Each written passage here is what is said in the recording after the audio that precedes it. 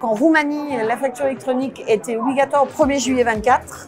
Donc, elle est mise en place, on l'a déployée, ça fonctionne correctement. Au-delà des factures que l'on produit dans X3, on a pu intégrer via Sage des factures venant d'autres logiciels de facturation qui sont interfacés avec Sage X3 et les factures sont envoyées format électronique via X3.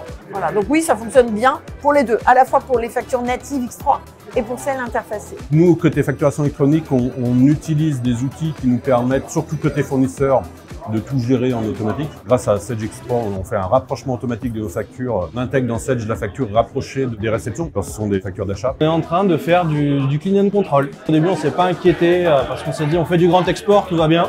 On fait aussi de la France, on fait aussi du particulier, donc il va falloir s'y plier malgré tout. Et donc on a commencé effectivement à nettoyer notre base.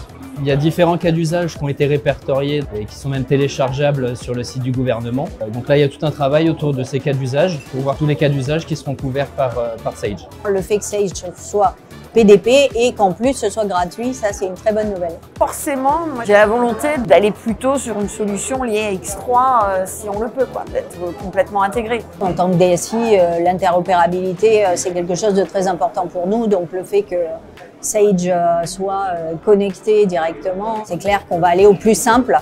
D'un point de vue technique, opérationnel, difficulté d'intégration, etc., c'est quelque chose en moins à faire.